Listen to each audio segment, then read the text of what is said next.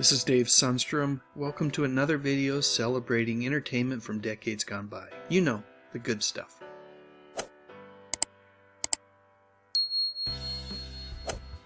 When I first heard that actor Roger E. Mosley had passed away at age 83, succumbing to injuries sustained from a car accident, it took me a moment to recognize his name.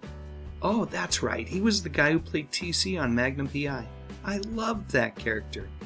Of course, it wasn't long before all of the major news outlets started reporting that Roger had died, and as I read through the various articles and tributes, I discovered that his life story was a rich one that was so much more than just that role on that TV show.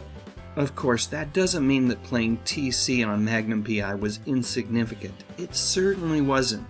It's been said that a TV show is only as good as its supporting characters, and Magnum P.I. was a perfect example of that. Roger brought such charm to the role of Theodore Calvin, better known as TC, a friend of Thomas Magnum's who runs a one-person local helicopter charter and tour van service called Island Hoppers. It's worth mentioning that Roger could actually pilot helicopters, but he wasn't allowed to on the show for insurance reasons. Anyway, TC is the kind of guy that Magnum can really rely on through thick and thin.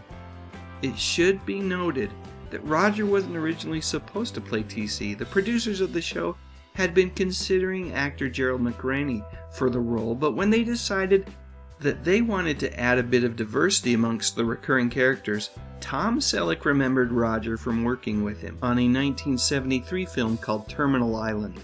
The movie itself isn't all that noteworthy, but it is worth mentioning that Tom and Roger became good friends as they worked together on that film, and that is how Roger was eventually cast in Magnum P.I. Yep, it was Tom who suggested to the producers that they take a look at Roger. You know, I have a friend who is a fairly well-respected business leader who once told me that his secret to success is that he knew that he had to be pretty good at what he did, but that the most important thing was that people needed to like him. And that was certainly true of Roger. People really did like him. Tom Selleck liked him and never forgot their time working on Terminal Island.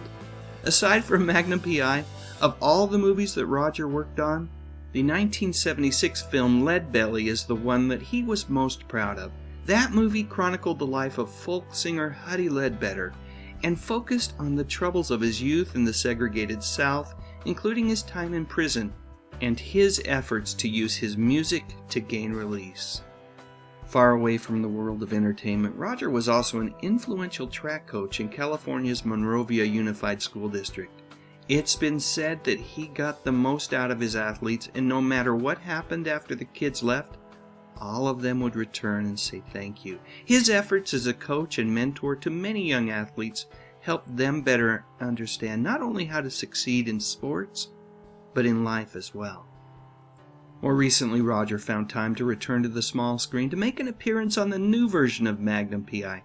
This time around, Roger played Bookie, a Vietnam vet and barber to whom the new TC goes to for advice, and apparently a great haircut. It was Roger's daughter, Cha, who was the first to actually share the news of her father's passing, which she did on Twitter, saying that he would have hated the idea of anyone crying in his name. Instead, she encouraged friends, family, and fans to celebrate the rich legacy that he had left behind. So that, my friends, is what I think we should all do.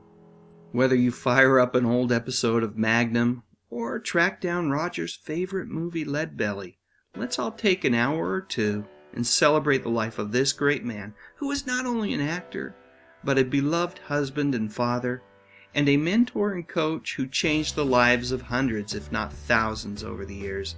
Indeed, Roger's life has been a memorable one and truly worthy of celebration. Thanks so much for watching.